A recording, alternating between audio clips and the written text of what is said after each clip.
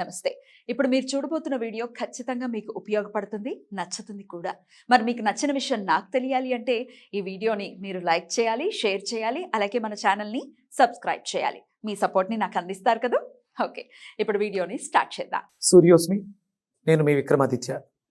ఆరోగ్యమే మహాభాగ్యం, ఆరోగ్యం భాస్కరాధీనం. ఆదివారం మద్యం మాంసం మైదనం వద్దు, ఆరోగ్యం ఐశ్వర్యం వద్దు. మీరు ఆచరించండి, 10 మందిని ఆచరింపచేయండి. ఆచరించండి, ఆరోగ్యవంతులుగా ఉండండి. ఆచరించండి, ఐశ్వర్యవంతులు కండి. ఆచరించండి, ఆనందంగా జీవించండి. సూర్యోస్మి. అందరికీ నమస్కారం. ప్రేక్షకులందరికీ సంక్రాంతి శుభాకాంక్షలు. ప్రస్తుతంతో పాటు ప్రముఖ ఆధ్యాత్మికవేత్త, సూర్యోపాసకులు, sun spiritual society founder Vikramaditya garu ఉన్నారు. మాట్లాడదాం. సార్ నమస్తే సార్. సూర్యోస్మి తల్లి. ఈ నెల 22వ తారీఖున మన రాముడు, మన అయోధ్య రాముడు, రాజా రాముడుగా మళ్ళీ తిరిగి రాబోతున్నారు.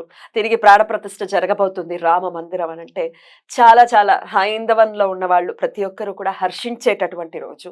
ఎప్పుడెప్పుడు వస్తుందో ఆ రోజు అని ఎదురు చూసేటటువంటి రోజు రానే రాబోతోంది. అయితే మోదీ గారు పిలుపునివ్వడం జరిగింది. ప్రతి ఇంట్లో కూడా దీపం పెట్టాలి, స్వామికి స్వాగతాంజలి సమర్పించాలి అని చెప్పి అదే ఉద్దేశంతో మోదీ గారు పిలుపునివ్వడం జరిగింది. సో ఆ రోజున ఎలా స్వామికి స్వాగతం పలకాలి? మన ఇంటికి ఒక అతిథి కాదాయన, మన మన యజమాని, మన రక్షకుడు, మన నాయకుడు, భారతదేశం గర్వించేటువంటి యుగ పురుషుడు. కళ్యాణరాముడి ఆగమనం జరుగుతుంది. రామరాజ్యం రామరాజ్యం అన్నం ఎప్పుడు చూడలేదు మనం. ఈ కలియుగంలో అంటే మనకి ఇది ఎప్పుడు జరిగింది? 500 ఏళ్ల క్రితం. కొన్ని వందల ఏళ్ల క్రితం నుంచి భారతీయులు అందరూ తప్పిస్తూనే ఉన్నారు. మరి అలాంటి 500 ఏళ్లుగా ఏదో మనం స్వతంత్రం కోసం ఎన్నేళ్ళు కష్టపడ్డాం? అబ్బో, అది కూడా 100 ఏళ్లే కదా. స్వతంత్రం వచ్చేసింది అని చెప్పేసి అని ఆగస్టు 15 మనం స్వతంత్ర దినోత్సవాన్ని జరుపుకుంటున్నాం. మొన్న 75 ఏళ్ళు పూర్తయిందని గర్వంగా చేసాం. మరి ఇప్పుడు మనకి స్వతంత్రం కన్నా ఇంకా ఎక్కువ మరి కళ్యాణరాముడి పాదం మోపబోతున్నారు. ఎంత అలా జరుపుకోవాలి? ఒక్కరోజు ఇంట్లో దీపం వెలిగిస్తే సరిపోద్దా? సరిపోదు. ఏం చేయమంటారు మరి? రీసెంట్ గా నాకు కంచిపేట నుంచి కంచి ఆస్థాన పండితులు ఆయన పరిచయం అయితే, రాధయ్ ఆయన పేరు, రాధే. ఆయనని నాకు అనగానే చాలా ఆనందం వేసింది. నేను కంచి పరమాచార్య ఆస్థానం నుంచి ఆయన పిహెచ్డి చేశారు. రాధే దీని మీద కృష్ణ యజుర్వేదం మీద పిహెచ్డి. ఘనాపాటి అరుణం అద్భుతంగా చేస్తారు ఆయన.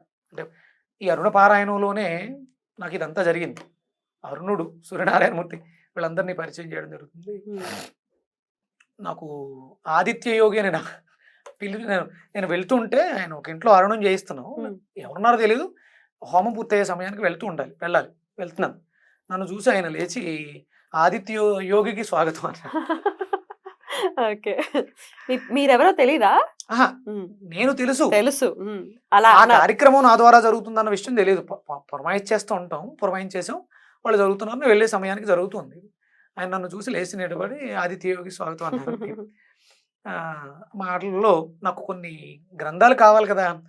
ఈ భవిష్యోత్తర పురాణం ఓల్డ్ వెర్షన్ ఒకటిని అగస్త్య సంహిత దొరుకుద్దా అని అడిగాను. ఆయన ఉందండి అని వెళ్ళిన వెంటనే అదే రోజు వెంటనే పంపించేసి, ఆ అగస్త్య సంహిత అంతా కూడా రాముల వారి గురించే ప్రస్తావన. అందులో త్రైహానిక దీక్షగా రామదీక్ష ఉంది. మరి ఇంతకన్నా శుభదినం ఇంకొకటి ఉంటుందా రాముల వారి త్రైహానిక దీక్ష చేయటానికి? ఇది చెయ్యాలి. ఇది ఒకరోజు దీపం వెలిగించి రామనామాన్ని జపించడం కదా. అంటే ఇది జరిగినప్పటి నుంచి ఈ భక్తి భావంలో ఉన్న వాళ్ళు అందరూ చేస్తూనే ఉన్నారు. త్రైహానిక దీక్షగా చేద్దాం, చెయ్యాలి. ఆ కళ్యాణ రాముడు ఆగమనాన్ని స్వాగతిస్తూ మనం చేయాల్సింది, మనకి సుందరకాండ పారాయణంలో ఉంటుంది ఒక సర్గ. ఏంటది? జయమంత్రం విశేషంగా చెప్తారు. విశేషంగా చేద్దాం. మాకు చదివి వినిపిస్తారా జయమంత్రాన్ని? అయ్యో, తప్పకుండా చదివి వినిపించాలి. అంటే నాకు పెద్దగా తెలియదు కానీ అని చదివిన తర్వాత చెప్పాలనిపించింది. ఇది అందరం చెయ్యాలనిపించింది. మనకి దశమి శనివారం, ఏకాదశి ఆదివారం. అంటే మనకి ఇక్కడ ద్వాదశి ఒరిజినల్ గా, మరి ద్వాదశి జరుగుతుంది 22వ తారీఖు ద్వాదశి. వాళ్ళక్కడ ద్వాదశి కాదు, తిథి అక్కడ మారుతుంది సౌరమానం ప్రకారం. నేను అంటే మామూలుగా అయితే సూర్య కళ్యాణం చేయాలనుకున్నాను ఈ రోజు, కానీ 22 ద్వాదశి అయింది మన తిథుల లెక్క ప్రకారం. అందుకని అది కాదులే అని విరమించుకోవడం జరిగింది. కానీ త్రైహానిక దీక్షగా చేసి ఆ జయమంత్రాన్ని చదివితే ఆ రాముడు అయోధ్యలోనే కాదు, మన భరత గడ్డ మీద, మన భరతావనిలో మనందరం తరించడానికి లోక కళ్యాణార్థం 500 ఏళ్ళగా ఎదురు చూస్తున్నాడు మన గుండెల్లో ఎప్పుడు పాదం మోపాలని. రామనామంతో భారతదేశం అంతా, మీరు అన్నారు హిందూ సాంప్రదాయంలో ఉన్న వాళ్ళందరూ, భారతీయులందరూ, ఈ గడ్డ మీద పుట్టిన వాళ్ళందరూ హిందువులే. మేము అదే అని మార్చుకుంటున్నారు.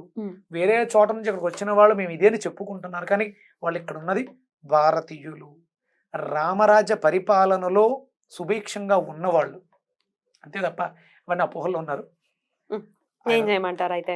దశమి రోజు అంటే శనివారం నుంచి, అంటే 19, 20, 21, 22, 20వ తారీఖు నుంచి, 20వ తారీఖు నుంచి సూర్యోదయానికి పూర్వమే లేచి, మనకి ఎలాగా వెంకటేశ్వర స్వామి గురించి అందరికి ఇష్టమే కాబట్టి ఆ రోజు సూర్యోదయానికి పూర్వమే లేచి తలంటు స్నానం చేసుకుని ప్రతి ఇళ్లలోనూ రామాయణ గ్రంథాన్ని పెట్టుకుని, ఆయన అందులోంచే కదా మన కోసం ఎదగండి ఫ్లేవర్స్ అని, దానికి ఒక ఆసనం ఏర్పాటు చేసి ఆ ఆసనాన్ని అక్కడ ప్రతినిత్యము కూడా దీపారాధన చేస్తూ అఖండం పెట్టమంటారా? 3 రోజులు, అంటే అఖండం అయితే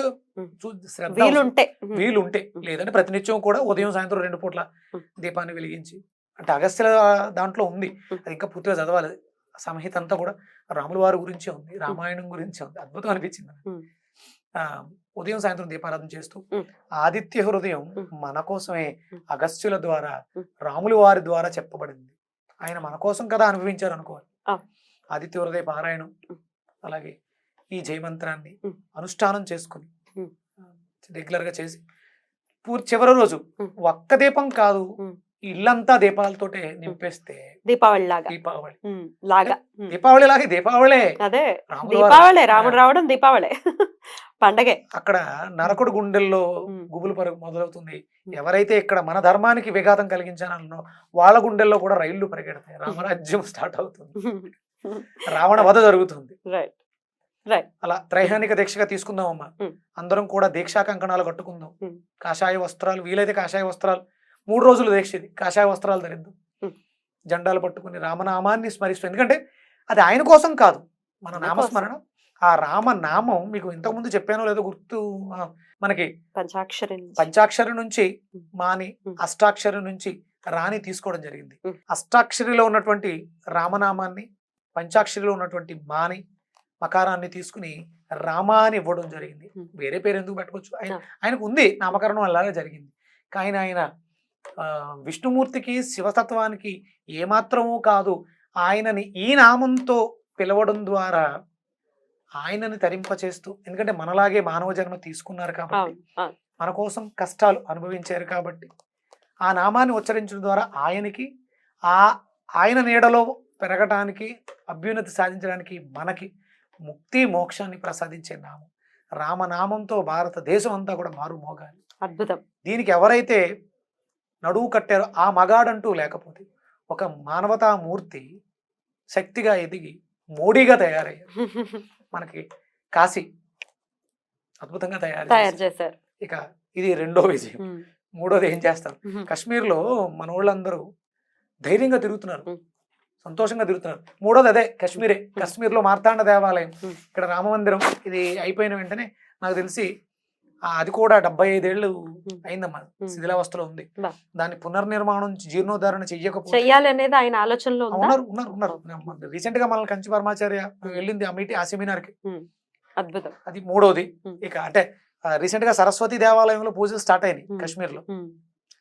అందరికి జ్ఞాన వృద్ధి జరుగుతుంది, సూర్యకాంతులు వెదజల్లుతాయి. ఎందుకంటే రాముల వారు సూర్యవంశీ. కౌసల్య సుప్రజ రామ పూర్వ సంధ్యా ప్రవర్తతే ఉత్తిష్ట నరసార్థోలం కర్తవ్యం దైవమాన్యం. అంటే ఆయన కర్తవ్యానికి పూనుకుంటున్నారు రాముల వారు. ఆయన మళ్ళీ వస్తున్నారు, నరకుణ్ణి, రావణాసురుణ్ణి, అంటే వాళ్ళ చెరలో ఉన్నటువంటి మనల్ని మళ్ళీ విడిపించడానికి ఆయన వస్తున్నారు. అద్భుతం. స్వాగతిద్దాం, కళ్యాణరాముని ఆగమనానికి స్వాగత సుమాంజలు తెలియచేద్దాం. తప్పకుండా. ఎంత ఉత్సాహం. మరి మాకు ఒకసారి చదివి వినిపిస్తారా? తప్పకుండానమ్మా. ఇది మీరు స్క్రోల్ కూడా చేయండి, నేను చదివి. జయత్యతి బలో రాము లక్ష్మణశ్చ మహాబలః రాజా జయతి సుగ్రీవో రాఘవేణాభిపాలితః దాసోహం కౌసలేంద్రస్య రామస్య క్లిష్టకర్మణః హనుమాన్ శత్రు సైన్యానాం నిహంత మారుతాత్మజః న రావణ సహస్రం మే యుద్ధే ప్రతిబలం భవేత్ శిలాభిస్తు ప్రహరతః పాదపైశ్చ సహస్రశః అర్ధయిత్వా పురీం లంకామభివాద్య చ మైథిలీం సమృద్ధార్థో గమిష్యామి మిషతాం సర్వరక్షసాం. జయమంత్రం ఇది సుందరకాండలో చాలా విశేషంగా దీని ప్రస్తావన ఉంది. విశేషంగా చెయ్యాలమ్మా. అంటే అందరికీ జయం, ఆయన రాకతో మనందరి జీవితాల్లోనూ విజయం చేకూరాలి. అలాగే అక్కడ ఇంకా అంటే చిన్న చిన్న ఇబ్బందులు అవి ఉంటాయి. ఇది డెఫినెట్ ఎంత గా కాంట్రడిక్షన్ ఎప్పుడు 500 ఏళ్లగా జరుగుతున్న దాన్ని Hmm. ఈ స్థితికి తీసుకొచ్చారంటే ఎంత అంటే ఎంత సంకల్పం ఉండాలి. ఆ సంకల్పాన్ని ఎవరికైతే ఉందో వారికి మంచి జరగాలి, వారు బాగుండాలి. ఇలాంటి మంచి కార్యక్రమాలు ఇంకా జరగాలి. మన ధర్మానికి దేశానికి కష్టం ఏర్పడుతుంది అంటే దుష్టశక్తులు చెలరేగిపోతున్నాయి. ఆ రాముల వారు శ్రీమన్నారాయణుడు రామావతారంగా మళ్ళీ మన జీవితాల్లో అడుగు పెట్టబోతున్నారు. రైట్ రైట్ అద్భుతం. అయితే ఈ మంత్రాన్ని ఎన్నిసార్లు ఎలా చేసుకోమంటారు? ఆదిత్య హృదయంతో పాటు దీన్ని కూడా ఎలా చేయమంటారు? ఆదిత్య హృదయానికైతే మనకి త్రిరాచమ్య శుచిర్భూతం అన్నారు. 3 పూట్ల 3 సార్లు 3 3 9 ఉదయం మధ్యాహ్నం సాయంత్రం. దీని కూడా అలాగే అంటే 9 అనేది పూర్ణ సంఖ్య కాబట్టి 9 అనేది మన జీవితాల్లో రీసెంట్ గా మొన్న 9వ తారీఖు జనవరి 9, 2024 మోస్ట్ పవర్ఫుల్ డే. అవునా? నా జీవితంలో చాలా అద్భుతం జరిగింది, చాలా అద్భుతం. ఓకే. అందుకని 9 సార్లు చదువుతాం. నేను నాకు 9కి అవినాభావం చెప్పాను. Hmm. లక్ష్మీ కవచం 9 సార్లు, లేకపోతే 27, 54 అలా 9 చాలా పవర్ఫుల్ కాబట్టి ఉదయం మధ్యాహ్నం సాయంత్రం త్రైహాణికంగా మన ఆదిత్య హృదయం చదువుతూ ఉదయం 9 సార్లు, మధ్యాహ్నం 9 సార్లు, సాయంత్రం 9 సార్లు, 3 9లు 27 9. మనందరి జీవితాల్లోనూ విజయం కరతలామలకం. ఖచ్చితంగా జయమంత్రం అనేది ఇందాక అనుకున్నట్టుగా చాలా విశేషంగా దాని ప్రస్తావన ఉంటుంది. దీన్ని ఈ ఒక్క మంత్రాన్ని కూడా పారాయణగా చేస్తారు అని చెప్పి పూజ్య గురువులు చాగంటి కోటేశ్వరరావు గారు కూడా ఉంటారు. నేను మిగతా వారిది ఎప్పుడు వినలేదు కాబట్టి వారిది ఉంది, మీరు చక్కగా వినొచ్చు. అద్భుతం. రామరక్షా స్తోత్రం నేను ప్రతినిత్యం కూడా ఎస్పి బాలసుబ్రహ్మణ్యం గారి కంఠంలోంచి వచ్చినటువంటి మాధుర్యం అది. రామరక్షా స్తోత్రం అద్భుతంగా ఉంటుంది, అది వినొచ్చు. ఇక అంటే ఆయన వచ్చేంత వరకు వచ్చి అయిపోయింది కాదు.